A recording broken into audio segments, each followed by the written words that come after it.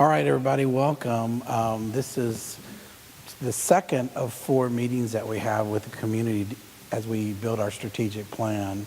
For those of you that don't know me, I'm Dr. J.J. Villarreal, Superintendent. I think I'm going on month 16. And since in year 1, we opened up Linda Lyon Elementary, and we're about to open up the College and Career Academy, along with a rebuild of Reinhardt Elementary, along with the opening of Dobbs Elementary, along with taking about 3.5% growth in student population. So we're pretty busy, and we want to bring excellence. So as we move forward, I'll tell you, in 2015, that's when the last strategic plan ended. And so looking at where we are in instruction, where we are in student engagement, where we are in growth, we want your opinion on what you feel like we could be doing as we plan for the future and meet the needs of our kids. So thanks for being here tonight, and we'll go ahead and get started. I don't think I have a trustee here, correct, Renee? And we'll let everybody get going, okay? Mitzi?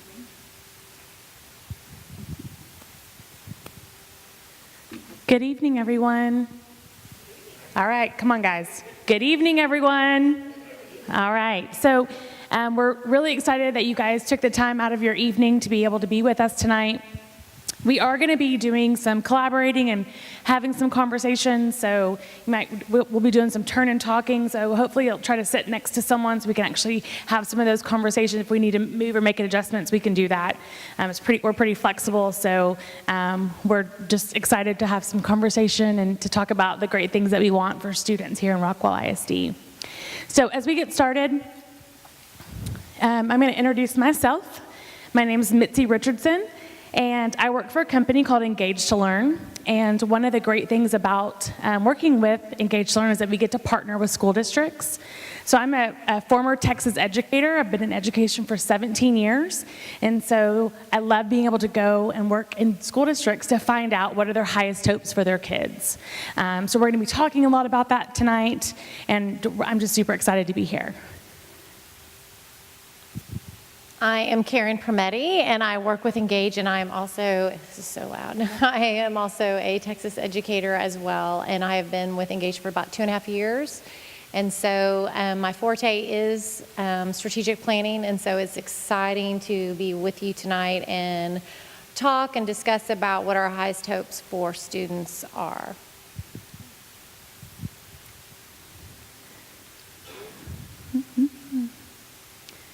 So as we mentioned, we are a partner with school districts, so we are going to be the facilitators for the design team, which is actually a cross-section of stakeholders that comes together and really thinks about where do we want to take Rockwall in the next 5 years. What is the direction that the district should go? And that really starts by seeking some community input. So that's why you guys are all here, is so that we can really hear your voices and really figure out what it is, what are some of your ideas, what are things that you really want the students of Rockwall ISD to be doing, what skills do you want them to cultivate? What are some things you want from teachers and from staff? And really in thinking about what systems do we have in Rockwall, and what adjustments maybe do we need to make, and what things are already going amazing. So there's going to be a lot of opportunity to have those discussions tonight. So when we talk about this collaborative vision, we really want to think about how can we really start to think about what's important for Rockwall. So we could go in a little room as an administrative team, make all kinds of decisions, but I really think it speaks volumes to your board of trustees and to your superintendent for really wanting to invite you into the process. Seeking your input and really wanting to participate in that process is an awesome thing. So please utilize that tonight as we're here, and we'll give time for conversation, and we'll also do some share out so people can hear your ideas as we go through the process. A couple of things that we're doing. One is that we really want to be collaborative, so we're engaging you in the process. We're going to be doing this in a couple of different ways. We are going to have community summits, so this is the second of 4 summits. On Wednesday and Thursday, we will also be doing focus groups, which are stakeholder specific.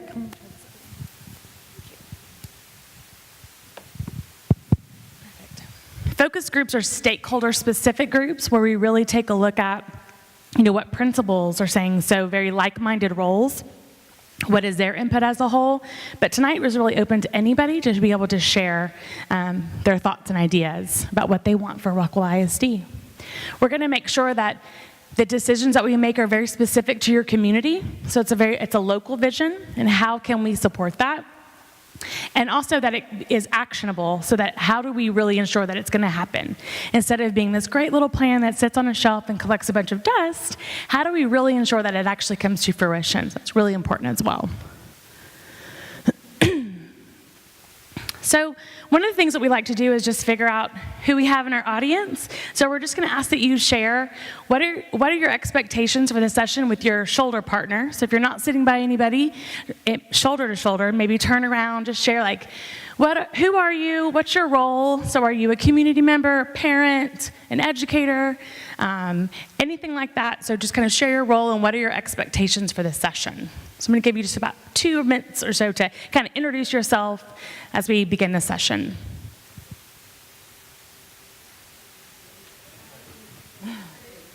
We may want to try to group together.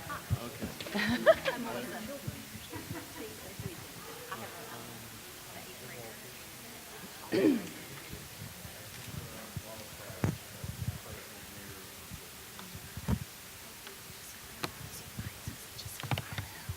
This is the one that she's recording.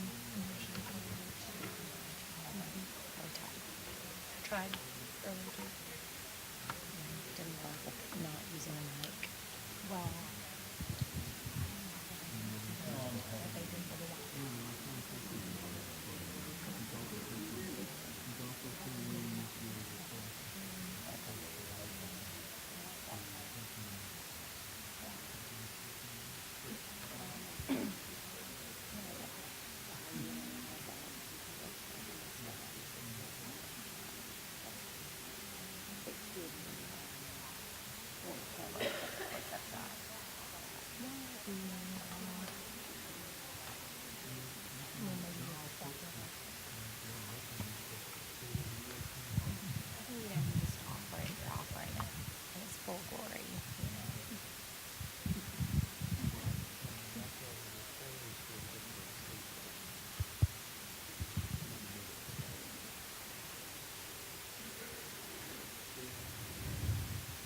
All right. Hopefully you've had some opportunity to meet the people next to you. So let's stand up if you're a parent that has a child in Rockwell ISD schools. Awesome. It's a round of applause. Yay! Thank you so much for taking time out of the day after daylight savings time. It's getting dark at 5:30, and there's Monday Night Football. So we appreciate you taking the time to be here with us. Are there other community members here that maybe do not have students in Rockwell ISD schools, or maybe they did before? Any other? Woohoo! That's look, you're like, yep, I don't even have any kids in schools right now, but I want to participate, show up, and really share my thoughts and ideas in the process. That's awesome. Staff members, we also appreciate you being here to support the process because we know that sometimes you lend a valuable perspective, so we appreciate that as well. As we start to go through, we have a lot on our agenda this evening, a lot that we want to, seek from you, just to be able to hear your thoughts and ideas. And so as we go through, you'll notice the agenda is lengthy, but time's going to fly, I promise. So we've got some norms. I'm going to go just over a few of them. One is that you have a comment card that you were handed when you came in. We are going to be picking these up as you leave tonight. So as we start to engage in some of this dialogue and discussion, please feel free to write on the comment card so that we can really capture your ideas.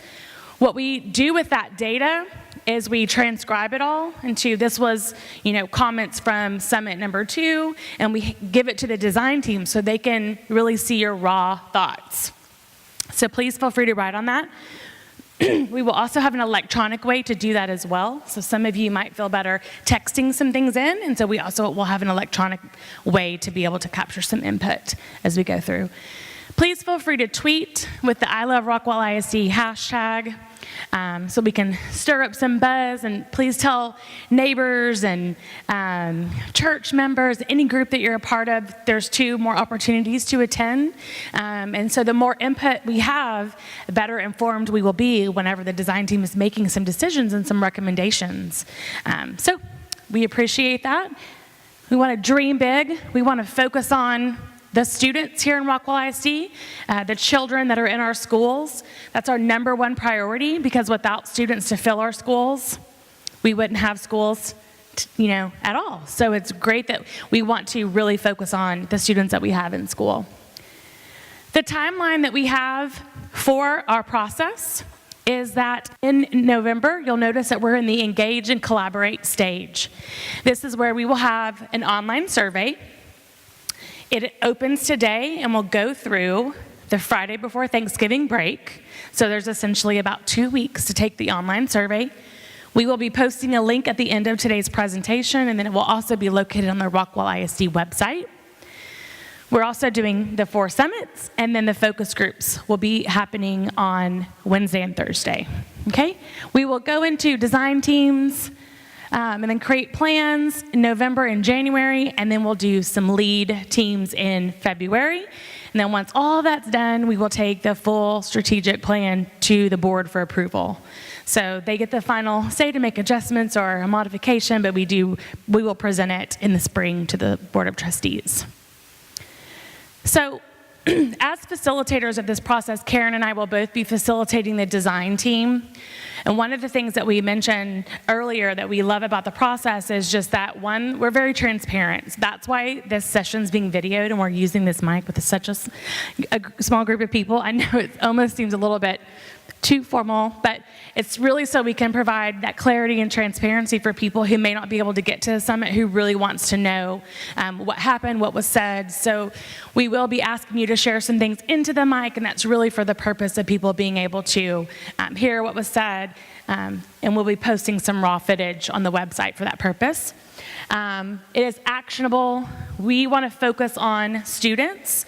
So we actually have a great student panel video that we're going to show where you get to actually hear from students in Rockwall ISD about some of the things that they feel passionate about.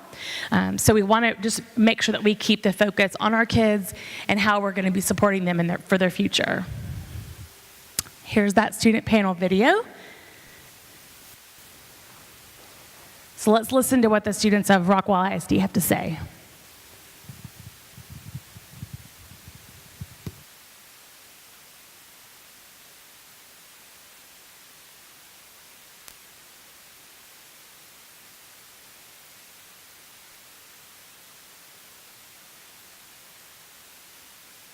In our district, and we want to continue to be innovative, but part of the voice, or most of the voice, needs to come from our external customers and our internal customers, and our internal customers and external customers are our students. So I'm glad to have them here with me today. So guys, I have a few questions for you. You guys kind of just jump in whenever you feel like you want to respond to a certain question, but this is about you and for you as the district plans the future, okay? So the first question is what are things that you find engaging about school? Well, personally, I really think that when we do discussions in English, and it's a lot like we do Socratic seminars and we talk about the literature that we're reading and the teacher engages with us and we're all allowed to just talk whenever we want to. I think that that's really engaging and really just broadens your mind on a lot of things, not just the book that you're reading. Okay, all right. One thing that I find engaging a lot in class is when we're doing hands-on activities. So like in physics, if we're doing labs, if we're making trebuchets or bridges, and we get to see real-world examples of the education we're learning in class, and we get to see how it works in real life. That's a lot. It's a great way for us to engage. Okay. All right, thank you. School. Okay. All right, next question. How does school need to be changed to make those goals a reality, or describe what would be happening in the classroom every day if we made these goals a reality? I feel like we need to make classes more real world applicable, because right now a lot of the stuff I do, I don't really see how some of it applies to the real world, or maybe I can, but maybe the teacher has a different view of that, and so I just want to be on the same page with my teachers. on, what this will help me with in the future. And not to mention be able to kind of narrow down my personal curriculum to what I feel like I'd be doing in the future and what I feel like, my path is. That's great. In what ways could our schools be updated to be more real world?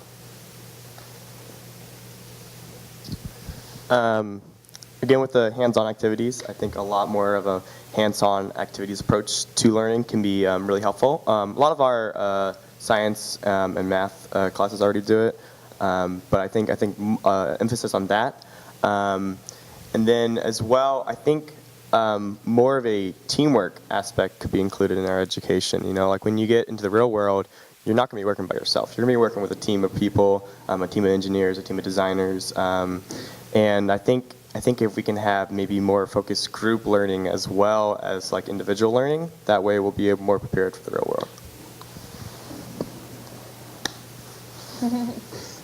And I feel like having career classes like as your electives, so you know how we have all these electives and some people will say they're vague, some people will say they, perfectly fit them. I feel like if we had, certain classes for like the more mainstream careers, if we had classes, designed to get you ready for that and you treated that as such with not so much emphasis on making the good grade, but more emphasis on, getting ready for what you'll be doing in the future. Practical. I feel like those classes, more practical classes would help us in the long run. Awesome. I personally love the thought of block scheduling because when you're in college, you don't take 8 classes a day, you take 2, maybe 1, and some days you even get off. And it's kind of hard to get someone's attention span and to get a workload done in 45 minutes. And then you have to go to another class. And that also goes along with the test. You're like, well, I have 45 minutes to take this test, and I have a test after this. And you would just have days in between to kind of get your brain, like, relaxed. More classes that apply to, like, real world, like, my parents were talking about when they were younger, they used to have like home education classes like baking and taking care of a family and doing balancing checkbooks and stuff like that. I don't feel like we'd have enough classes like that to help prepare us for what we're going to have to do in the future and the things that we need to help even like raise a family, what we need to do if we're on our own. Because in college, we're on our own too sometimes. So, and I don't feel like enough people know what they're doing in college. So I feel like they get stressed out and have too much stuff that they have to worry about. So I feel like if we had classes that helped prepare us for that, that we'd have more success in the future. Fair enough. All right. I agree with that, that we should have more just general life education. But then I also think that if we learned in a way that made us just want to learn and not just get a good grade on a test, that I think that would be really helpful in the real world. Because in the real world, you're not going to like take an exam over like accounting or something to, like while you're an accountant. Like it's you're learning things like as you go, and I think that if we did that in school, then that would be helpful to prepare us for what's actually going to happen rather than just have a test and then forget everything that you learned on the test and study for the next one. Okay. All right. One thing that I think Heath is starting to really stress is getting an internship. And so I know that there's a lot of internships for like engineering and culinary arts and the medical fields. And I'm personally in an internship currently, and I think that the experience that I've learned from that is crucial for like what I'm going to do later in life. So I get to work with a team of engineers every single day and work on projects that are actually being introduced into the real world. So I think it's a super great experience. How does technology integrate with your learning? How do you use technology to make your life easier when it comes to learning in school?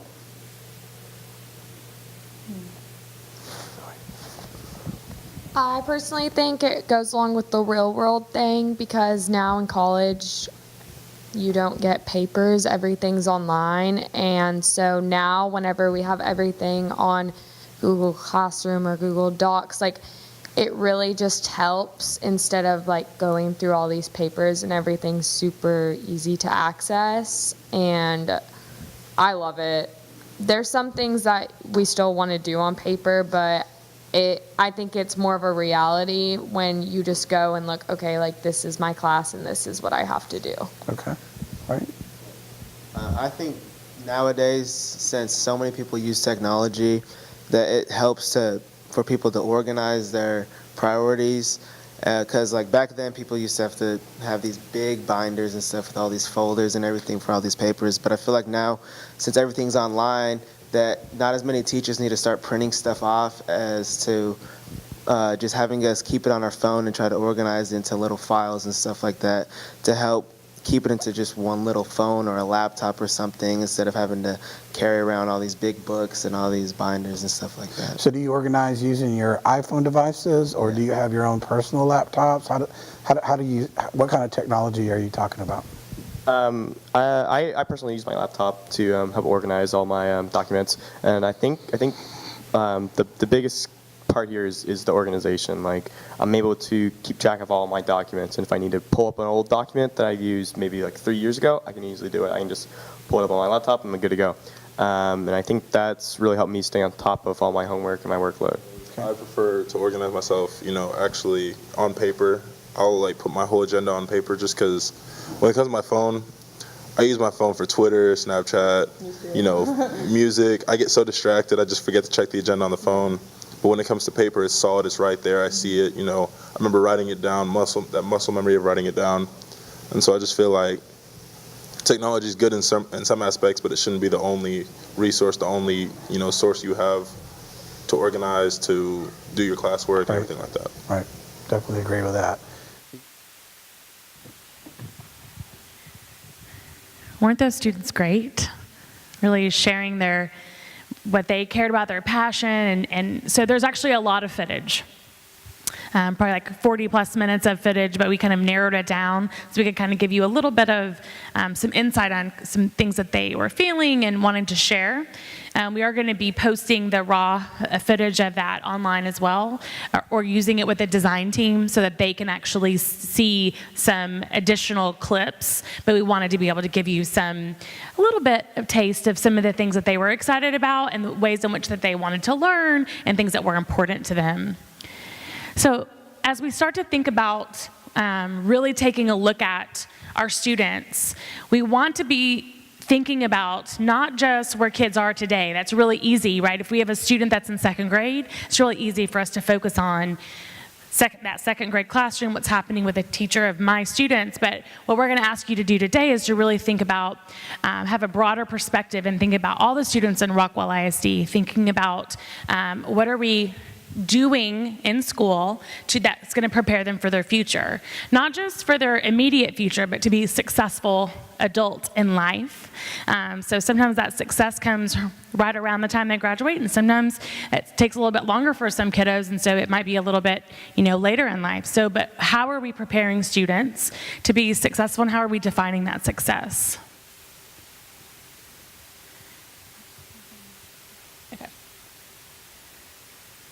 Oh, yeah. Mm-hmm.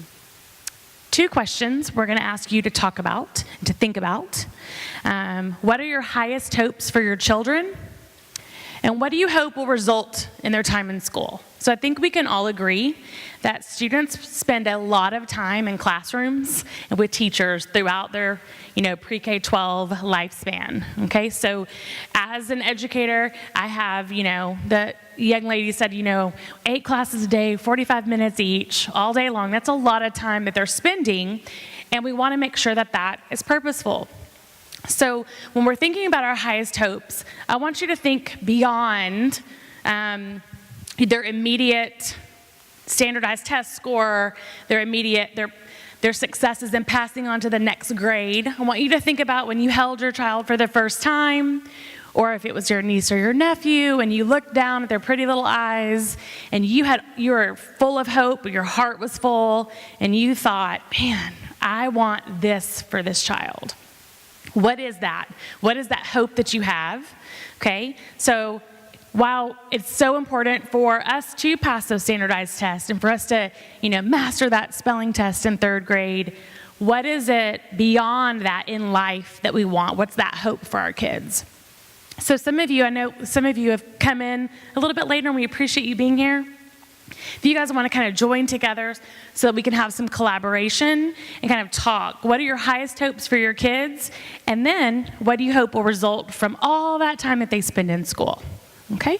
So go ahead and have some conversation about that.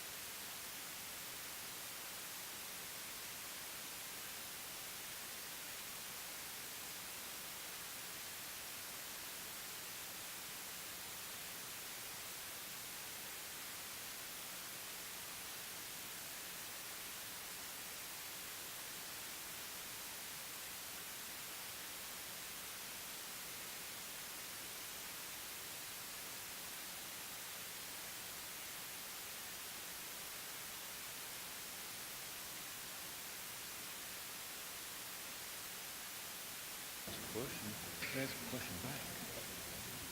It doesn't work that way. You know, that may work when the kid's a senior in something, but other times, a lot of times, I'll ask a question because they're confused or they need some help answer the questions. Yeah, there might be special times to make them dig deeper to ask them the question to help them.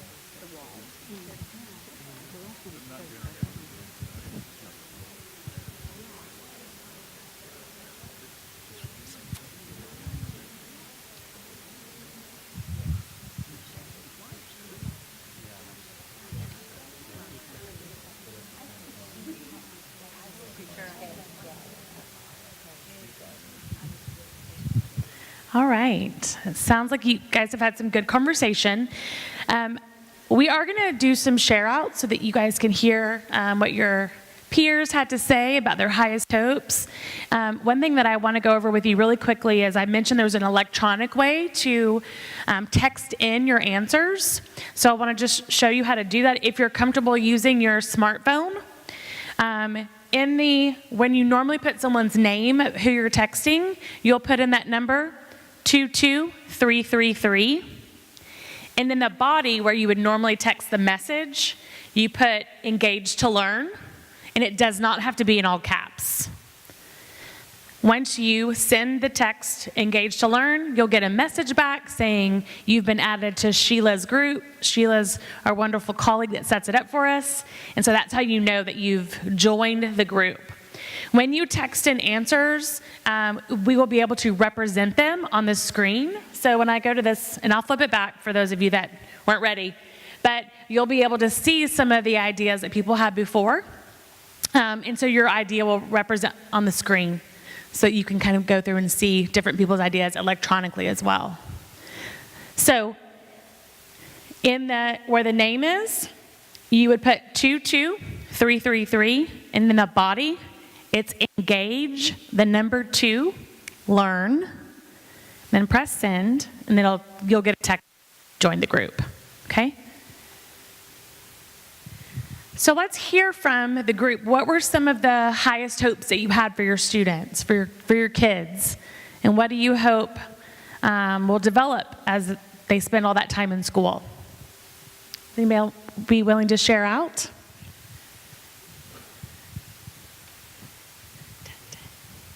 It's live now. Mm-hmm. Yeah, do you want to? There it is. Oh, collaborative leader. That's awesome. Would somebody be willing to share in the microphone for those of us that may be watching from home so they can kind of hear some of your ideas? Okay, perfect. Thank you so much.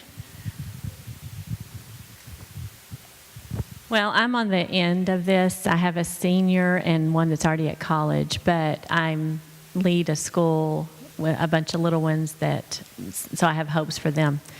And one of the things that resonated with me looking at that video and listening to my kids at my school is when they say I've heard this throughout my whole educational career of, I don't know how this pertains, what I'm doing right now, how it pertains to what I want to do, or just why am I learning this? And for my kiddo, what I've seen, the one that's a senior right now, is when he's gotten involved in something that he sees that connection to his future, he is so into it and so connected, and the juices start flowing and the creativity starts happening, and there's that power there.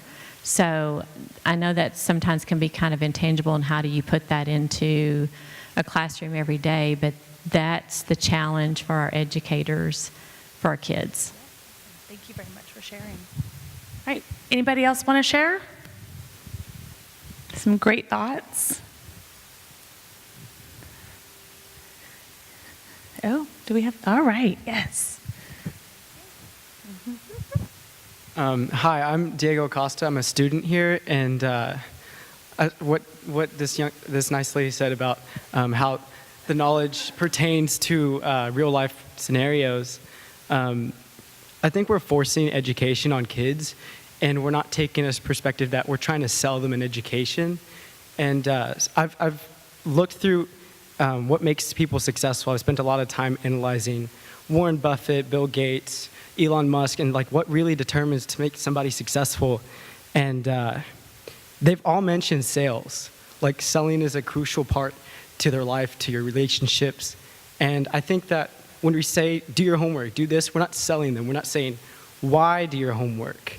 Why this? Why? Like, we're not closing the deal. We're not prospecting. We're not really making them happy about purchasing having our education. And I feel that we need, it should go a different way, because some kids have anxiety medication and pills. They're medicating for all these certain things that they shouldn't have to feel stressed out about. And that's where I want to that's where I see, because with sales it develops your character, your personality, your just to experience rejection and to overcome rejection. There's so many different character traits that can be complemented with education. What great insight, right? Hearing directly from a student and making those connections about sales and selling that product. That product, is knowledge and the capability to do the things that you want for your future. So we appreciate you being willing to share your perspective. Anybody else like to share? Okay. All right, Miss Karen, you ready? You perfect. Okay, so when we think about public education, and I think there's a great segue having a student share his thoughts. When we think about education, let's think about when public school started, right? We was part of an opportunity to provide a public education for children in a community, to cultivate that community, to provide some economic development opportunities, sustain those economic development opportunities over time. So that was the purpose. Besides that, we want children to be able to read and do math and find pleasure in learning. So when we think of public schools, let's think about it in a 100-year time frame. And we're going to show a video that's going to show education kind of evolving over time and where we are today over a 100-year period. So, Mitzi, do you want to take us? Okay.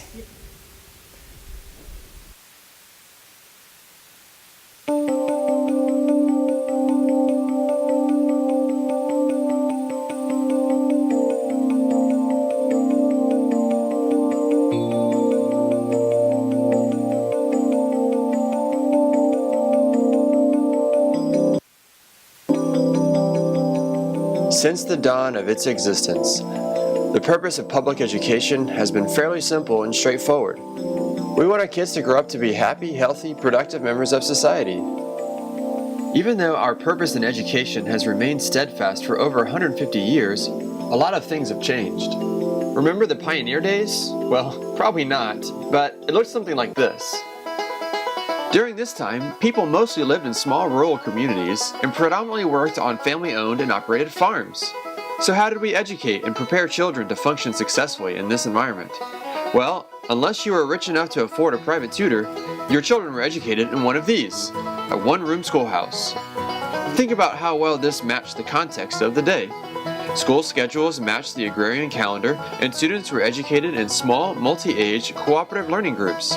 As students mastered the basics, they became apprentices, learning trades, crafts, the family business.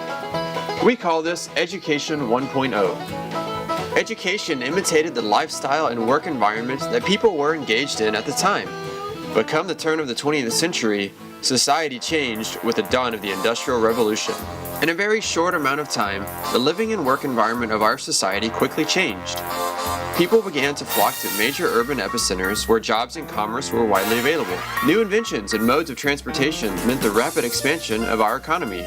No longer were people working in fields and family trades, but instead in manufacturing plants and assembly lines. So what did we do to prepare young people to meet the needs of the day? We created an industrial model of schooling. Education 2.0.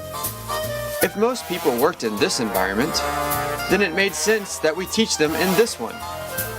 In order for students to be successful in the industrial age, they needed to learn how to master repetitive tasks and how to do solitary work in a group setting. They needed to learn how to work in allotted segments of time and how to follow instructions from a manager who valued the quantity of work produced. It was an efficient model that perfectly met the needs of society. Everyone was expected to learn in the same place, at the same time, at the same rate, and in the same way. Today we find ourselves in a time very different than the days of the Industrial Revolution. The context of society, and in turn education, has rapidly changed. Most of us don't work in factories or on assembly lines, and yet our classrooms still look like this. Things are changing, and changing fast. Technology is advancing so fast that in just a few short years from now, we'll probably be laughing about how archaic smartphones were, the same way that we laugh about 8-track players and VCRs. There is little about our world that resembles the world of Education 2.0, and as great as technological advances are, it may not be enough to put a laptop or tablet in front of every student and continue to teach them as if we were preparing them for an assembly line. After all, a vast majority of employers surveyed identified collaboration, creativity, communication, and critical thinking as very important skills. Unfortunately, only about 1/4 of job seekers were rated as excellent in the skills employers believe are most important. Perhaps it's time we ask ourselves if Education 2.0 still prepares young people to be happy, healthy, productive members of society. The context of our society is rapidly changing, but the purpose of education remains the same as it's always been. Today, our job is to educate young people to be successful in the 21st century, because it may not be too long from now that your morning commute looks more like this.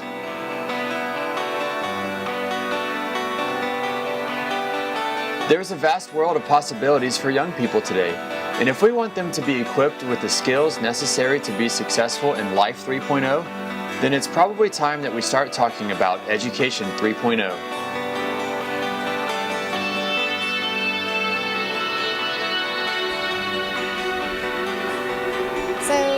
About that video, at the end, you kind of have that holographic office, if you will. Two things. One is that's how Google operates. So that technology is here. How many of you have seen the Avengers movie? Where he has a wave and he's waving from screen to screen and things are hopping. That's technology. It's actually outfitted all at the University of North Texas. They just installed that maybe about 6 months ago. So it's there. The other thing about the hologram sort of 3D office, who heard that ABBA is going to be doing a hologram concert? Like they're not even going to be there. So they're going to be channeling in, but you're going to pay tickets to go see them in a hologram format. So that technology is there. Honestly, that 3.0 is slightly outdated because that technology, as I said, is here. So when we think about technology and the world and 3.0 and learning, especially the highest hopes that you have shared, I want you to kind of put in the context of all the technology. You can just popcorn share. What technology do kids have today that you did not have while in school? Computer, Google, what else? Phone. Who knew that your whole world would be in this device, right? You could do everything. Yes? Yes, the computers, yes. Yes, they used to take up, I remember that, walls, floor to ceiling. What else? Cloud computing. So when we think of it, think about how technology changed everything. So we have economics. If you are in the stock market, you can get numbers right away, right? And now they have systems in place. When things start to plummet, they can put a halt on the stock market really quickly. Whereas before they didn't, if you think of the Great Depression, they couldn't do that. If you think of entertainment, binge watching is now a word in the dictionary. Who said binge watching, right? Nobody did. When you think of communication, we just kind of talked about texting. I remember the first time I could get text messaging on my phone was like, who really uses this? And you had to pay for amount of data, and now it's like all inclusive. You would die if you had to pay every time you sent a text message like you had to 5, 6, 7 years ago. Your bill would be outrageous. You think of Khan Academy. Khan Academy, who knows what Khan Academy is? right? You can get math help at any given time. Who knew that Harvard has all their curriculum online free? Right, one person, like you don't have to pay to read anything. And the reason why is because information is changing so fast. So when a professor or a dean, a department builds curriculum, it's outdated as soon as they hit publish because information is changing so quickly, so fast. So for them, there's no issue of making it publicly available. The second thing is when you think about that, they're also changing the dynamic in the classroom. It's around dialogue and discussion and applying to the real world versus reading and lecturing. Medicine, I have a doctor, I'm a cancer survivor, and my oncologist, we just do telemedicine. I never have to see him right now. So all of that is changing. Teledoc is becoming a big thing. UT Southwestern is implementing that for internal medicine, everything. Baylor got a huge award for all their doctors they have these robots that can quickly diagnose you. So if you call an emergency number, they patch you in and they can do life-saving diagnostics with this robot, and you can still be home. So all that is, needless to say, is changing. Here's the other thing when we talk about changing. We think about it in our world and how it works and things evolving. Here's a great video on what CEOs around the world are saying regarding technology and innovation and what is on their hearts and minds every day.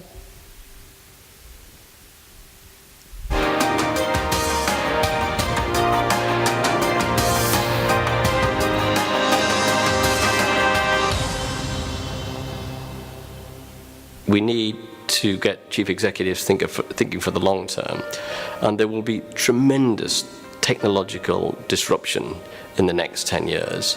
You know, we lived in the analog era for 500 years. We're only sort of 10 years into the digital era, and we're all learning about the digital era. Some industries have transformed or are transforming themselves quicker, others are slower. And lots of the FTSE 30 companies are in the slower box, and if they're not careful, they'll see others coming into the space or the voids they create by not being ambitious enough. I think almost every part of Mirvac is changing, and every business should be constantly evolving. If you're not changing, you're not keeping pace with what's happening in the broader society and the expectations that people have of you. So we're changing in how we interact with our customers, we're changing in how we use technology, we're changing in how we use our own premises to drive our own business performance, we're changing in how we train and develop our people. So there's almost constant change throughout the business to try and strive for excellence and a better result for our customer all the time. So change is everywhere. The major trend that all industries face, all people face, is a fairly straightforward. That's the impact of technology on every single aspect of a company, whether it's your operational effectiveness and efficiency and what you can do applying technology to traditionally manual processes, whether it's enhanced intelligence to help you think through problems differently, big data and analysis, whether it's in marketing, or whether it's in risk, or whether it's in product creation, or whether it's in assessment of ideas and stuff like that, or whether it's technology in terms of people using a smartphone to do things they used to do by walking in a branch in our case. And that untethered computing power, that ability to distribute information wholly different than we have, is going to lead to sea changes in how companies are organized and run across all industries. Our global chairman and CEO likes to say this I quote from him. He says, "One night I went to bed as the head of an industrial giant. The next morning I woke up as the head of a software and analytics company." So that is the way we live this transformation and prepare ourselves for a new purpose, innovating for a more connected world that will work more efficiently. We've seen in the last few years industries that were totally revamped. You've seen the music industry, you've seen the travel industry have changed totally, and I think that the banking sector is next in line. We have a very strong corporate culture here, and it is very much centered around being a responsible owner, being a responsible employer, and having a role in society, as well as, of course, creating profitable companies and making money from that. So I think for us it comes pretty naturally, but I think also looking into the future, it's something that will be required more and more by new generations coming into the workforce. So I think it's also a competitive edge to have in the coming 10 to 20 years. Companies have to change dramatically their organization structure and their culture. They have to be designed around speed. They have to be designed around speed of innovation. We got to iterate, we got to experiment, we got to fail, we got to learn, we got to reiterate, relaunch, and we have to keep doing that. But it has to be done in the context and lens of a broader goal for the organization in the near term. Otherwise, people won't know in which direction should they innovate, or if they are innovating, why are they innovating? The end goal must be very clear as well.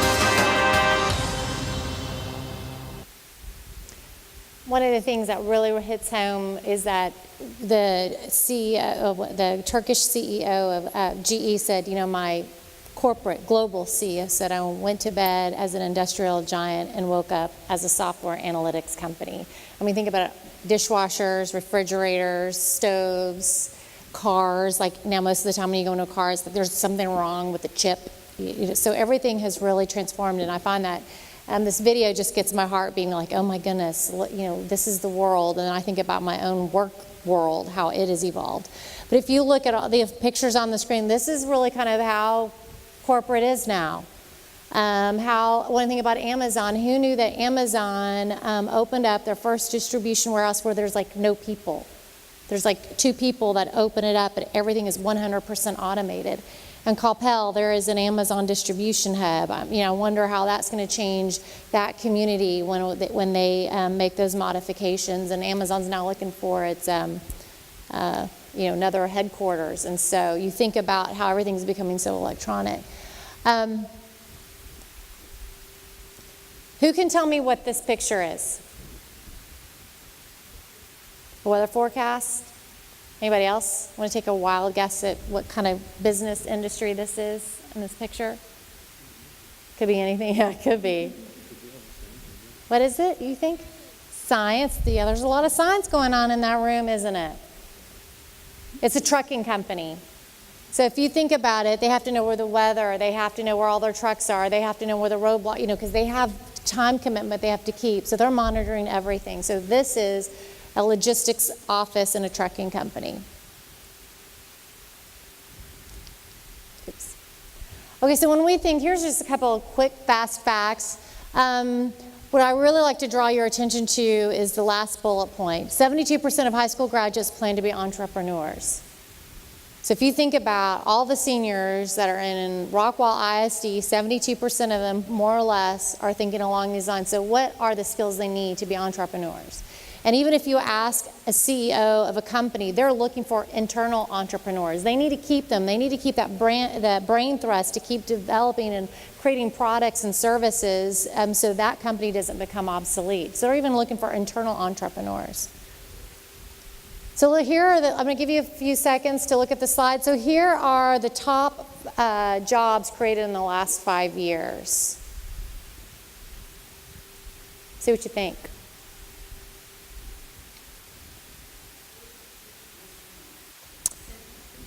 Twitter, right? Social media. Like there are companies now that have social media stations and they're listening all the time and they're solving problems because people are not calling the 1-800, I have a complaint. You know, they're like, take this, you know, and Southwest Airlines is swooping in and making that call and like, hey, you know, we'll solve that. Or American Airlines. I mean, think of all the things that have gone viral on airlines that's hurting their brand. So listening officer. Mm-hmm.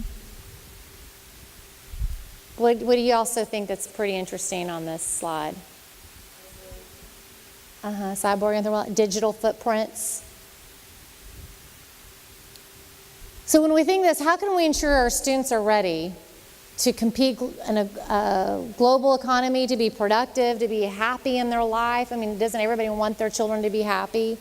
And really, honestly, to create their own future, because we don't know what their future is going to be like. We don't know what their careers are going to be 5 years from now, 10, 15 years from now, or 20 years from now. So if we think, I always say this, so when we think of our kindergartners today, what will their world be like just in 10 years, and 20 years from now, and 30, when they're 40 years old? I mean, think about, you just think that, we think of a 17-year-old, a senior in high school, what their world's going to be like and when they get out of college. Think about all the things that will be obsolete within 5 years between now and the time they graduate or are in the work world when they're 50, when they're having families.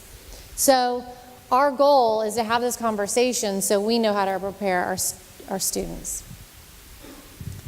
Ready? Yeah. All right, so our next question that we are going to have you guys discuss together is, in the context of the 21st century, what are skills that our children or our students need to possess to be able to thrive? So we want you to talk about that in your shoulder partners or turnaround. What are skills that our children need to possess to be able to thrive? And don't forget, you can also text in those answers and also write on your comment cards. We want to make sure we're capturing all of your input. So we're going to give you a couple minutes just to talk with your shoulder partners. Okay, perfect. Whatever you want me to do. I'm going to be like, hey, yeah, short leash.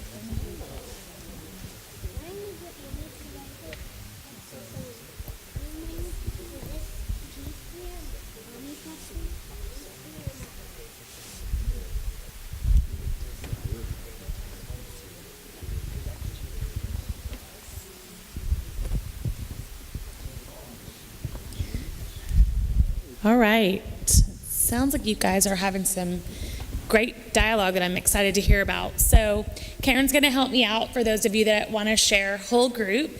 So what are some of those skills that you've thought of and discussed that students need to be able to possess to thrive in the 21st century? Yes. Oh, well, good. Doesn't matter. Go for it. We'll dance real quick for you. To embrace change. Oh, that is very deep, and I love it. So to be able to embrace change, love that. I would actually say people skills. So there's so much focus on technology. I think technology is going to be a given. So the ability to communicate face to face, pay attention, look people in the eye, and so forth is going to be a big deal. It's very interesting, your perspective, because I think like in the past we could say that technology was a skill we were needing to develop. Sometimes our kindergartners are going to grow up as those digital natives where they already know, but from your perspective, they're going to need to learn the people side of it, which is also what this gentleman was talking about, being able to really have interactions with people face to face and do things that doesn't include technology all the time. So it's really interesting. Thanks for sharing. Anybody else want to share? Oh.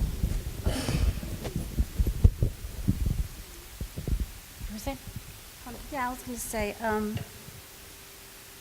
what was normal for us, or what was abnormal for us, is not normal for the kids now. And so when I still say things, it takes me back. And when they see it, it's no big deal, Mom, just let it go.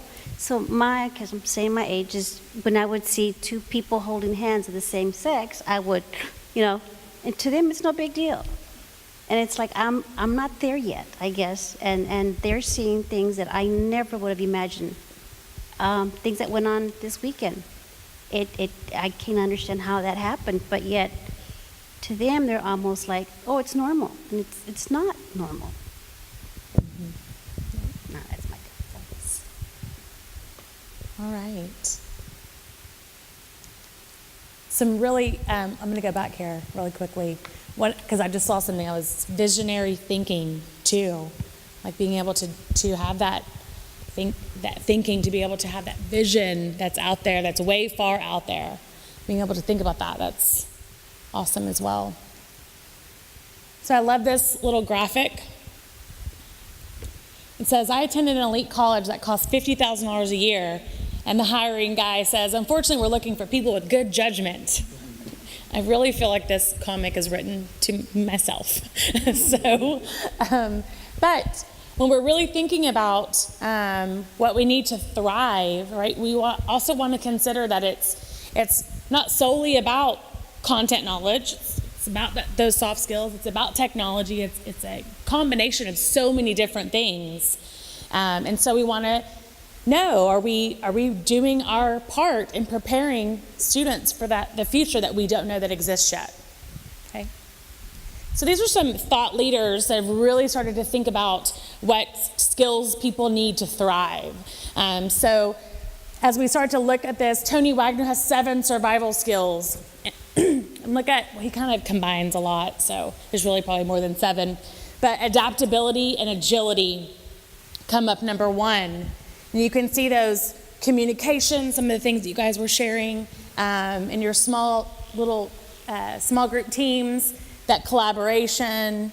Again, we see here entrepreneurship that's coming up again, okay? So if we take a look at the top 10 skills that employers most want, the ability to work in a team comes up number 1, okay? Because in our lives, dare I say, in the real world, we work together, right? We want to be able to depend on somebody else, for them to pull their weight, for us to be able to share ideas and come up with maybe an even greater idea.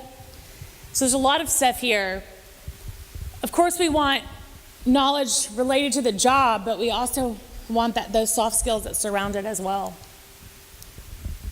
Attributes employers seek on a candidate's resume: leadership, again, ability to work in a team, initiative, that strong work ethic, all of those things that don't just happen overnight, they have to be cultivated over time. So if we take a look at the top employers in DFW, we have some powerhouses in Texas, and they just keep coming, right? Toyota's moving their headquarters here. It's actually right by my house, and it's this beautifully lit. You cannot miss it. FedEx has their headquarters here. There's just so much that's available, and different opportunities that are here. So we want the students in Rockwell ISD to be the candidate, not one of the candidates for positions and careers that they love or want to have. We want them to be the candidate. So how do we prep them for that? This is one of my favorite quotes from the Boeing Corporation. It talks about that there's not one specific thing, right, that sets one candidate apart from another, okay? But the one thing that people get fired because of is their lack of soft skills, those people skills, those future-ready skills. So you may not get hired by those soft skills, but you could get fired by them, okay? If you don't have the ability to work in a team, if your communication skills are poor, if you don't have that time management, all those things that you guys were discussing definitely come up here. So when we have those students that are super excited to go into the first day of school, they have these big dreams of all the things that they're going to experience their time in school, we want to make sure that their perception actually matches their reality in those classrooms. So similarly to what some of the students were saying, they liked certain things that were happening in their classrooms, and they also wish they got more of other things in their classroom. But you could even tell a difference in those 6 students. Some people like things digitally, some people like things on paper. So it's all the different things, all those different dynamics wrapped up in one classroom potentially, okay? The next question we're going to have you discuss is, what consistent behaviors do children need to be engaged in to prepare them for those futures? So if we list out all those skills that we said that students needed to possess to thrive, what type of situations or behaviors should they engage in while in our classrooms so that those skills get developed? Okay, so talk to your shoulder partner about this question. And don't forget to text into the poll and also use your comment card.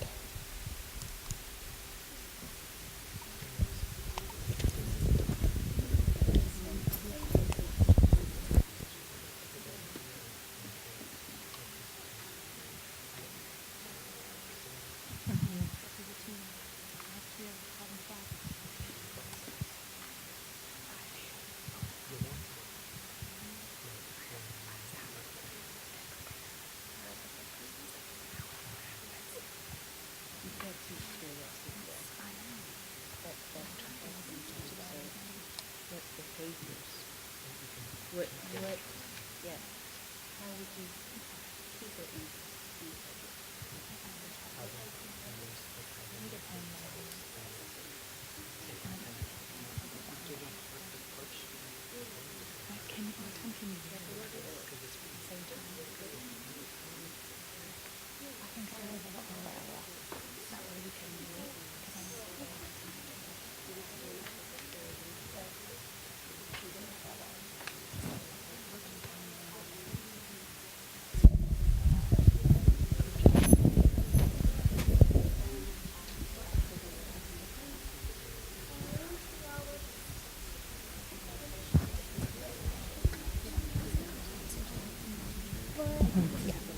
Yeah, for sure. Yeah.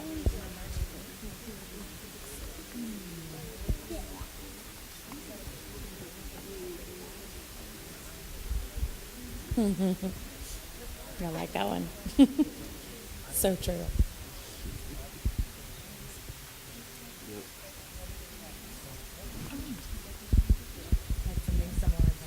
The morning one too as well.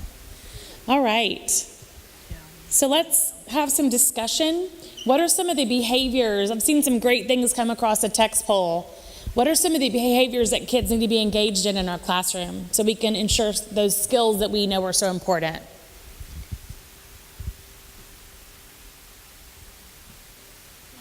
Oh, yeah. I think we were kind of talking about more like presentations, being able to present themselves, or like what he said, the selling point, being able to sell who you are, and kind of define yourself. And, you know, we all have different skills and we all have different backgrounds. And so just kind of be able to know who you are, and be able to go up to a teacher and say, hey, I'm ready to learn, or, you know, and then, but also, we hadn't talked about this yet, this is just something I was thinking about, to be able to not necessarily compete with one another, but also help one another somehow. So maybe some activities that you could do where you're not trying to be the best among your group, but somehow you're really helping each other.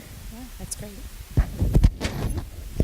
So a couple of things that I heard from her comment, which I appreciate, thank you so much, was almost like self-efficacy, like being an advocate for yourself, so that, you know, we want to make sure that we have the knowledge and the know-how to go up to a teacher and ask questions, or to, so like, hey, I'm not understanding and feel comfortable and confident in doing that.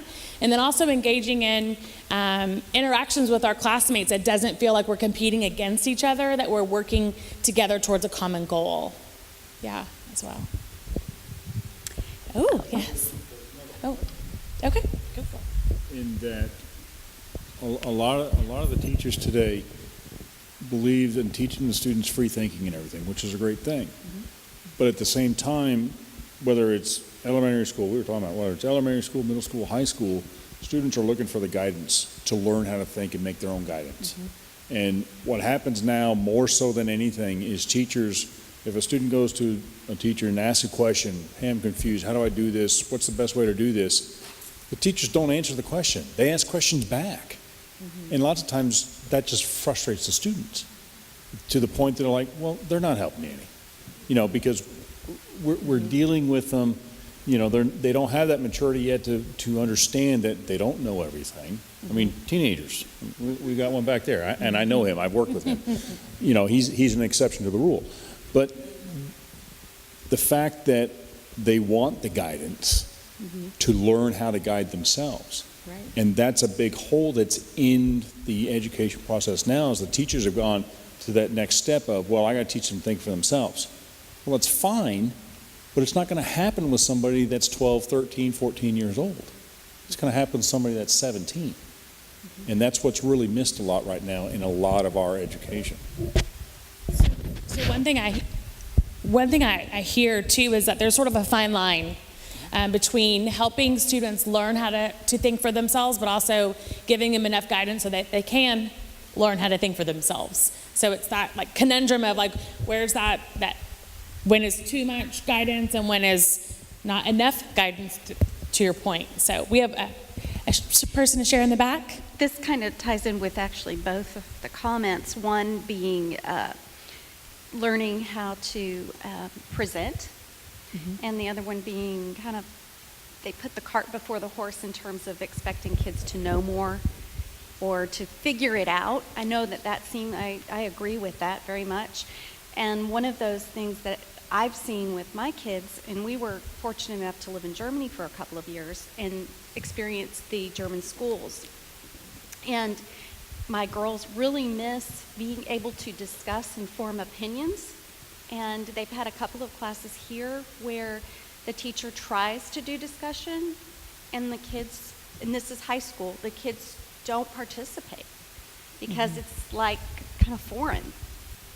They're not being taught how to articulate an opinion, how to form an opinion. And that's one of those soft skills that, there's not a class for that. But they're not given a chance to ask questions or, kind of throw around different ideas and discuss them, which probably needs to start much younger than high school, because by the time they're at high school, they're all afraid to say anything, and they're not going to be prepared for those classes in college. Awesome. Thank you for sharing. All right. The next thing we want to think about is if we know that those are behaviors or instances that we want our kids to be immersed in or engaged in, what is the role of the teacher in that process? So how does the teacher help cultivate some of those skills that we want our students to possess? So the teachers already do an amazing job at what they're, doing every day in their classroom and all the expectations we have on them. I just want you to think a little bit about what is the role of the teacher in cultivating skills that we know will help students thrive, and also creating some of those engaging instances that allow them to have those presentations, advocate for themselves, have those discussions. What is the role of the teacher in that process? So go ahead and discuss that with your shoulder partners.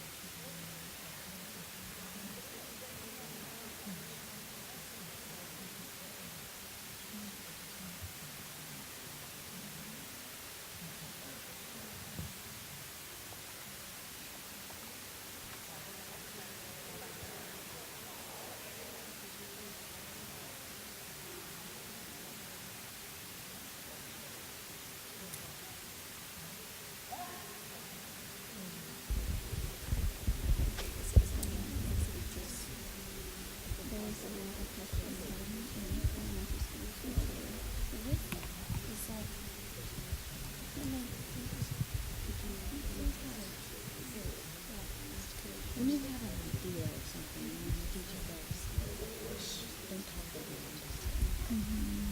Yeah, you're telling me that I have an idea of what you're talking. You just happen to be talking and I have the idea. I'm just saying, like, it's pretty vocal. Really great stuff. When you raise your hand, sometimes they're like, if you're raising your hand, you're not playing. I am thinking because I have an idea because I've raised my hand. Okay, so let's think about what the role of the teacher is in this process. Heard some really good discussion. So I'm excited to see if people will be willing to share out. Hint, hint. I would have to say that teachers, we could do a better job of creating environments where it's okay to fail, facilitate safe failure environments. We learn so much from failing, we really do.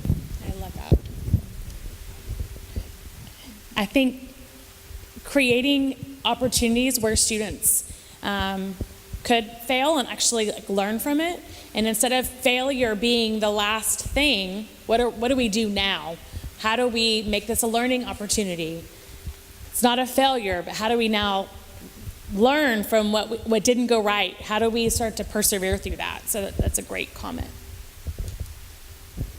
One of the things we were discussing was having the teacher be more of the role of a facilitator in a group discussion. So even younger grades, this would be easier in high school, but even as young as second and third grade, there's a lot of access to information now, but not necessarily knowledge at those ages. But they have so many facts rolling around in their head because they have so much access to things, and so they would sit in a circle and bombard each other with information, but no knowledge. So having that teacher just sort of direct a discussion to why do you think that, or why did you say that, or ask that, to sort of help everyone share in some knowledge and not just some information. All right. Karen's going to.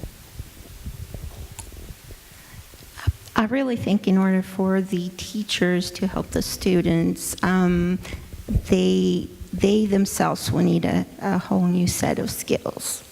They need to be trained in order to train the students on how to learn group thinking, to work together, to all the new skills that we're looking to give to our students. The teachers need to be able to show them the path. So in order for the teachers to do it, they have to learn themselves. And model that so that they can model what the expectation is for their students. Yes, all right. And I think a lot of the teachers probably do have a lot of those skills, but there are just so many requirements that they have to get through with all the TEKs and stuff. So, I mean, this sounds great, but I think it's going to be hard to find time to do a lot of that when they have to follow a certain curriculum. And I think that's a great point, right? We have to really consider how do we still provide that content knowledge based on the TEKs, the state standard, and also teach those soft skills, future-ready skills at the same time. How do we create those experiences all together? Because I think it's not necessarily one or the other. It's how do we do things together and think about things in a little bit different way. Okay?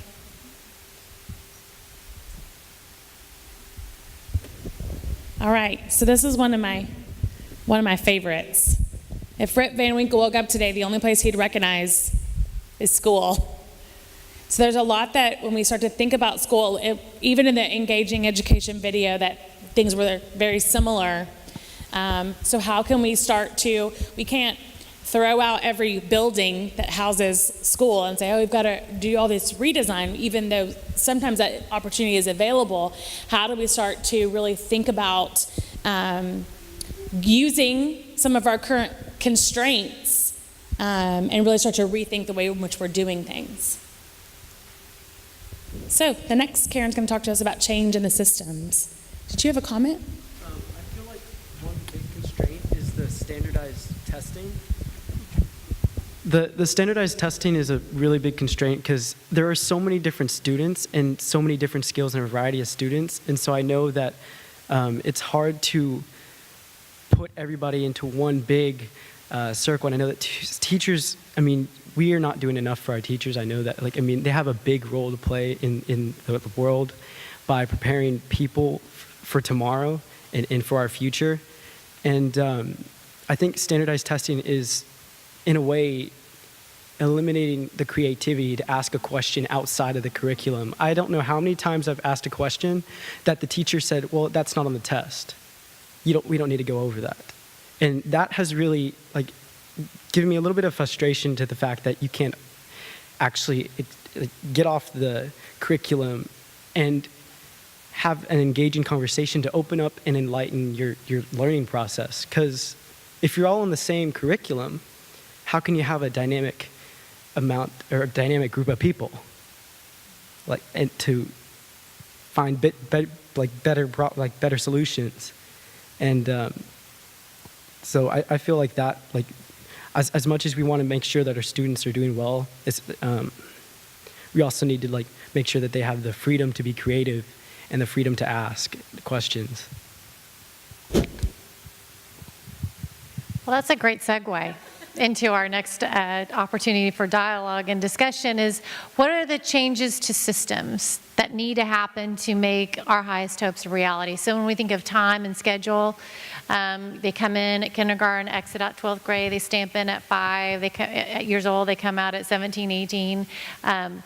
Is that still necessary? I mean, these are not answering the questions, I'm just asking them because they're things to consider. So when you think of grouping and grading, when we think of programs and courses, when we think of the learning environments and curriculum and assessments,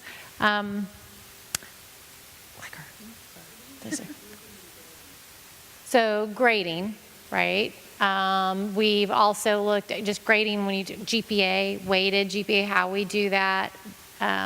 Sometimes should we be looking at more standards-based reporting versus A, B, C, D, and what is an A? What does that really mean about learning? Those kinds of things. Sure. Got you. Grouping, Mitzi may want to be able to say this. Sure. Mm-hmm. Yes, it could be too, like really taking a look at, are we going to group students by maybe things that they're interested in, and so that they, there's tracks, which we do have started to do that, but we don't do it necessarily everywhere. Do we group people by things that they need more gaps bridged? So maybe some learning gaps that they need bridged, we group them that way. So traditionally we've grouped by age, right? And that's how we've gone through, and that's the way that we do that promotion from one grade to the next. So it's just thinking, a lot of things that we do in education, it's because we've always done it that way. And so we have to think about, is it an artifact, meaning we do it because we've always done it that way, or is it we do it that way because we have to do it that way? Some of the things we have to do it that way, the state tells us we have to do it this way, and the district doesn't have the flexibility to make adjustments, and some things there we do have flexibility. So we want to just consider what do we find value in that we think the system needs to change, and what gives us those outcomes, those highest hopes that we want to stick with. So with that, the question is, what systems need to change to prepare our children for their future? So if you want to get with your partner and discuss for about 2 minutes on what you think, and then text poll in your answers, we'll do that.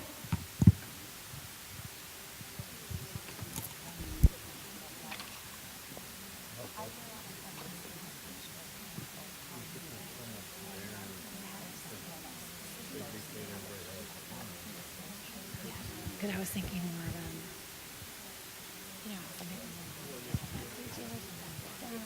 You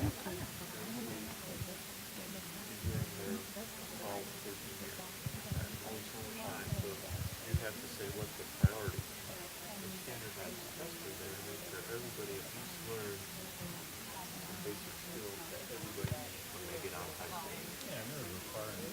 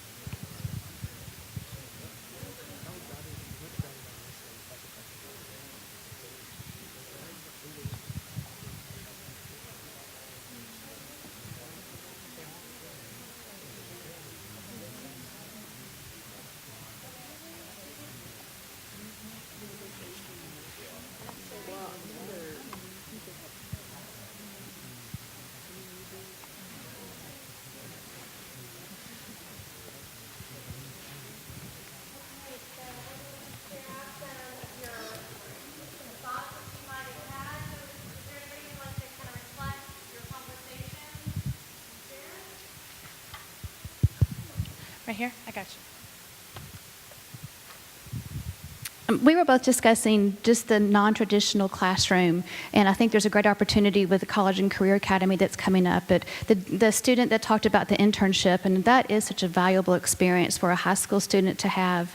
And we have got such great businesses in our community, small ones and large ones, and tap into them as a resource. And if it means more field trips than to go on site for an engineering firm, a marketing firm, use that to our advantage, because there are so many Rockwall alum that come back to Rockwall and to work here and to raise their family. Then I think just having everything kind of homegrown literally is just going to benefit our students as well as our businesses in the community. Following up on that comment, my son is in the 10th grade, and my husband and I were trying to find something he's passionate about, because he comes home and says, I'm bored. Every day he comes home from school, and he's biding his time, and he will until 12th grade. And we're trying to help him take a direction, something hopefully that he's passionate about, something that he could contribute back. But he could not tell us what that is. And I think he's just not had enough experiences to be able to make that decision yet. How is he going to enter college when he has no idea, no experiences other than worksheets on what he wants to do, what he wants to contribute? There's just nothing there for him.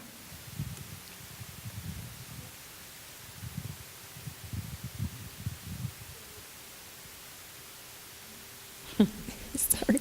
The biggest hurdle that I see for students now is the four walls, the box that they sit in that classroom. They're unable to make the connection between what's inside those four walls and what's outside those four walls. Technology should be a bridge to knock those walls down and let them out of that box, let them go figure out how they contribute to the world around them and how what they're learning connects to all of that. But it's what we've always done. So we sit inside the four walls and you check the boxes and you take the test, but there's no looking past that. What are you going to do in 4 years? What are you going to do tomorrow? What are you going to do in 12 years? They should be thinking about that from day one. Great reflections. Yes. I was thinking a change in the grading. Back in my day, when we were taking the test, if we weren't passing the test, but the instructors have always told us, if you're able to ace my final, that will be your final grade. You will have earned your A. So now when I see the grading system here, the finalist is a certain percentage, so they can't, if they didn't get the grasp of the concept of the class at the beginning of the semester, when it comes to the end, it all finally clicks to a lot of kids. But they can't make up for the bad grades they got in the beginning because their final is only, 20-30% of their final grade? So I look at them and it's like, they think, why worry about it? The highest I can make is a C. Whereas when I went to school, I aced them. It finally all made sense at the end of the year.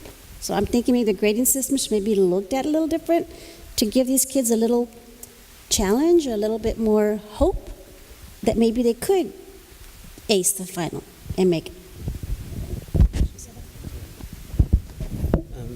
That actually got me onto an idea with you could see the big picture. And when we go off curriculum, you're finding little parts and segments of each thing, but you can't see the big picture and actually be able to know what's actually going on. You learn the components of, let's say in economics, you learn about the marginal propensity to save, but you don't know how that applies to the big picture. And I think a big thing that we're missing is trying to apply that to the real world, as this lady said here. You can't try and make a difference in the world and try and create a legacy for yourself if you don't know where the world is. And so we're so disconnected from just in the classroom. I remember having to write an essay, sacrifice, from Dracula, a novel that was written a long time ago, which is a good book. But the people we're sacrificing today are our soldiers and the people who are risking their lives out on the battlefield. And I see so many students who aren't aware of that, who are disrespecting our country, who don't stay silent during the moment of silence. And when you tell them, stay silent, why? Why should I say? They have not, they're completely unaware, they don't know.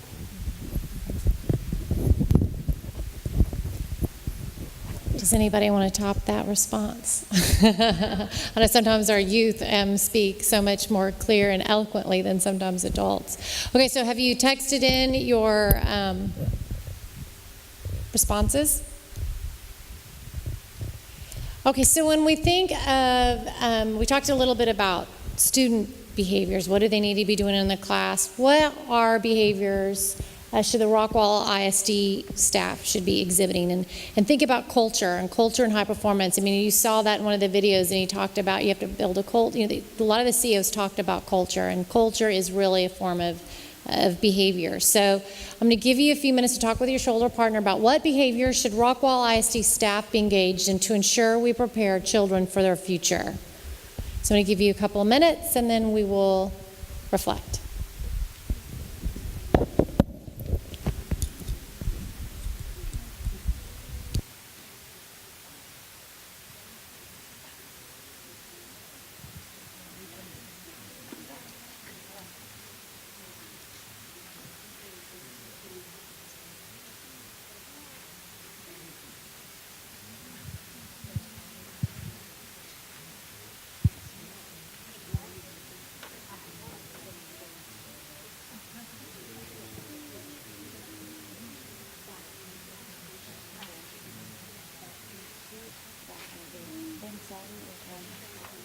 Teacher's son, and he was saying the internship that he had was at Rex.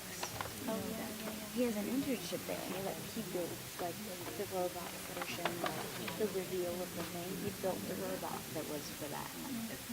He builds robots for this, trying to show that it's possible. He builds stuff like. If I knew how to do that, as a high school, it would prepare me for if I want to go build a robot.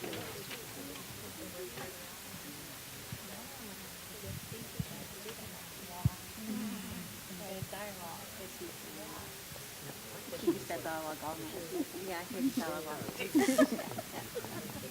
And I'm like, I can't fix it. I can't.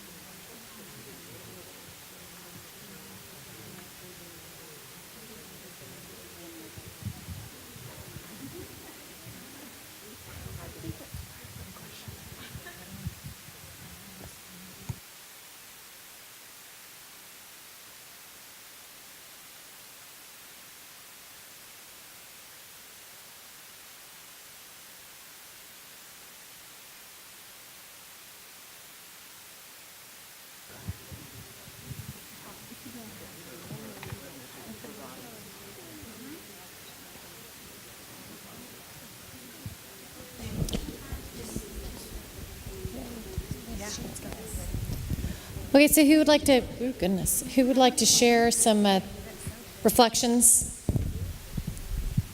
It's like you can't fall asleep in here because it's so loud. Oh. So, anybody? Oh, we have somebody. Yes, I'm a mother of an elementary school student. I was just commenting. I kind of noticed most of the comments tend to gear towards high school, so I'm assuming most of the parents here have high school students. But at the elementary level, I have a son, and I think one of the behaviors or maybe staffing would be nice to see much more male teachers for male students. As younger age, you would like to see reflection of themselves, not only in terms of race or culture, but also in gender, a much more diversity in gender at the elementary school. I think for male students, that will be very helpful. Thank you very much for sharing. Anybody else like to share some reflections on your conversation?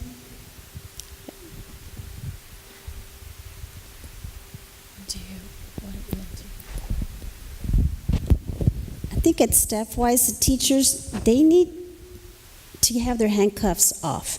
I think they need to be able to control their class better in order to help the kids who really want to hear what's going on. I think, too, they need to have access to the parents to, make it uncomfortable for them like the child was uncomfortable in their classroom in order to get the kids, I guess, disciplined or to behave better in the classroom, because the teachers are just overwhelmed with what's going on with the behaviors of the kids, I'm thinking. Along that same line, I think the teachers spend far too much time doing administrative things that are not related to instruction, that are required of them. I come from a family of educators, and it doesn't matter what state you're in. That's the big complaint. And I think more and more time is being spent to satisfy administrators and not to satisfy the needs of the kids. And I know a lot of that's mandated by state, but anything that you can do to lessen the demands on the teachers in terms of paperwork would probably have a great impact on our kids. Thank you. Here. Also regarding testing and grading, following up on her comment, the technology is there. Why not make it a results sort of, you experience something in the classroom, you have the opportunity to do something with it, and working with technology, the technology itself will give you the performance of the student, as well as perhaps aid in the task or the project or the creation, rather than grading system, so more of a performance.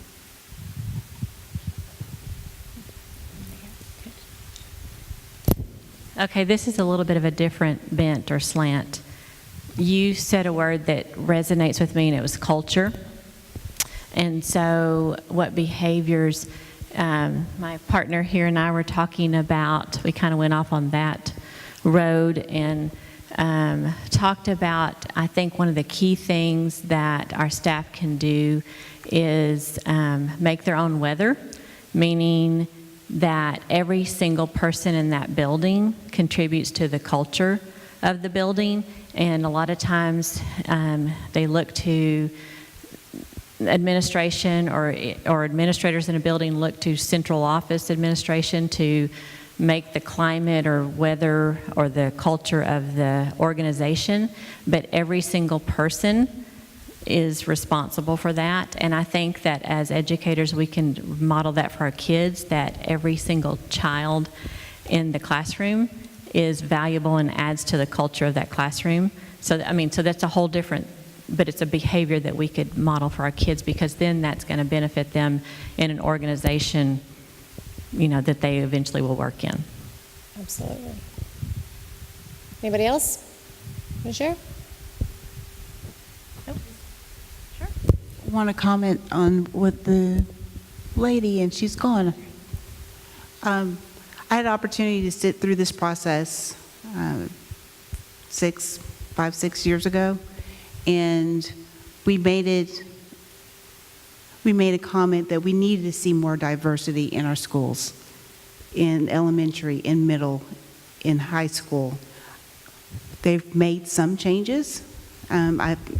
In the elementary school my kids went to, I think there was one male teacher when my oldest was there, and now there's 2. So they're trying. But it would be good if we get more diversity into this Rockwall Independent School District, because we don't really have that now. I see you. I kind of just thought about, why are we focusing on behaviors when we're not focusing on the actions that influence your behavior? That's if you did an action of speaking in class and you raise your hand and you're engaged, you have the behavior and inclination to feel happy, to feel like you're excited, to that give you the drive. If you set, like if I walked into my classroom and I saw goals written on the board of the expectation of what I'm going to learn, I'd have the like drive to learn what I'm like to like. I'd like to grasp this concept because it's all laid out like that's the goal. Well, like some of the behaviors you just kind of mentioned when you outline goals is communication. Sometimes leadership comes through communication. Engagement, you know, if we believe that and respect all opinions, I mean, there's going to be some dialogue and discussions, and we're making real world connections based upon the content and bridging it to outside the four walls, as you mentioned. So some of those things help build up the classroom culture and environment, as well as the district classroom, the district environment and culture. Yeah, because like the actions I take in my classes, they're not to where I can feel like I'm doing something I'm proud of.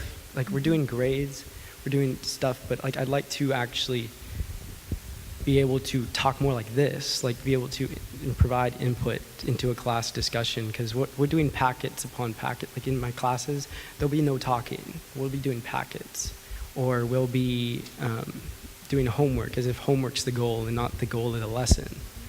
And like I'd like to have like more engagement from the students, more like instead of just having kids settle down and stay put. And I mean that kind of hurts some people's drive, their creativity to just stay put and not do anything about it. And I know that to create action and to change things drastically is going to be a long and tedious process that, like, I mean, that not one person can solve, that, I mean, everybody needs to pitch in and do the best that we can. But, and even though I'm a senior and I'm going to be gone next year, so I'm not going to be even part of this, but the people who are going to be leading, that we're looking down on the small young kids that we're depending on to be able to take care of the people who, like, if you can't take care of yourself when you're older, who's going to take care of you? Right? Like, I mean, that's the big question, and I feel like we need to address, like, the why more. We're not focused on why we're learning things. Do you want to add? We have one more to add to this. Right here, sorry. Maybe we should allow teachers to be visionaries in order to raise visionaries, and let's utilize the technology for any benchmarks or grading or anything of that sort. Great reflections, and I hope you've been text pulling in your responses. And yes, things take a shift, but you know what? Today's the first day in making that shift, because we're holding the summits and we'll hold some tomorrow, and we're beginning to lay the groundwork for that. So, Mitzi, all right, you're up. Great segue again.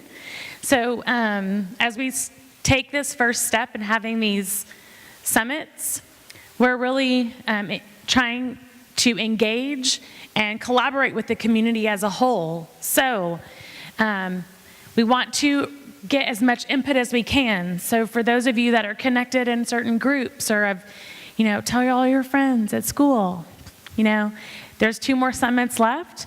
There's one tomorrow from 11:30 to 1:30, and then again from 6:30 to 8:30. So we would love to have, you're welcome to come back and share additional ideas if you sleep on it and think, man, I really want to go back and share that. I can't believe I didn't say that out loud. Or if there's, you're in a mom's group, or in your PTA, or in your church. So any way in which we can get people to share their ideas and thoughts and reflections with us, we would love to have that information. There's a couple of other ways in which we're going to be doing that. So there's an online survey that is live today, and it will go through the Friday right before Thanksgiving break. I'm going to put the short link up in just a second so that you can actually log onto it right now and take it if you'd like to. You can also take a picture of the screen and take it at home if you prefer. It will also be on the Rockwall ISD website so that you can have time to, if you would like to consider your input. Sometimes people like to, mull over it for a little bit. That's available to you as well. We are going to be gathering all of this input so that the design team, it will be a cross-section of stakeholders so that we're going to really try to synthesize all of the input that we receive in these summits, the focus groups, and the online survey. So as much input as we can get, we would love it. Please, please, please communicate to anybody. You can use your social media hashtag, I love Rockwell ISD, and just share that we really do want your voices heard. We are loving giving you this opportunity to share your thoughts and ideas. So extend the invitation and tell them what an amazing time you had here. Some save the dates. The online survey, like I said, is live today, goes through November 17th. Focus groups will be Wednesday and Thursday of this week. Then the design team is November 29th and 30th. We have the create team January 9th and 11th, and then the lead team's in February. So you'll kind of see the progression. Yes, ma'am. Yes, sure. Focus groups are like, okay. Yep. So, for example, it might be a focus group of principals. So principals come together, and so they'll share reflections similar to the questions that we ask in summits, but it's like a job-alike group. It could be the Chamber of Commerce would be potentially another focus group. So there are specific groups of people where the summits are open to anyone to share input. So great question. Okay. The design team is a group of different sets of people across the district. So it could be community members, parents, teachers, central office, potentially students. So it's a cross-section of people from all across the district and community that come together that represent different stakeholder groups. Great question. Yes, they have been selected. So because it's actually a full 2-day commitment during the week where people have to take off work, so they were selected already. Yeah. So, all right. I'm going to put up the survey link.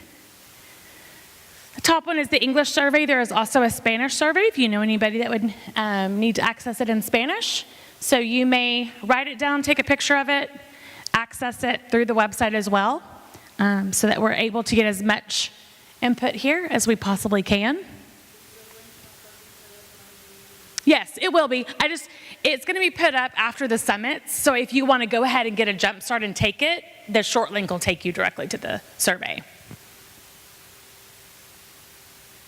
You can take the survey and attend the summit. So for people who attended, we greatly appreciate you giving up the time to be here with us. I know it is 2 hours almost of your time, and we greatly appreciate you investing your evening for the students of Rockwell ISD. So we will be taking the comment cards. If you wrote on your comment card as you exit, we'll be collecting those. And we look forward to potentially seeing you at another summit. So have a great evening, and thank you so much for your participation and attendance.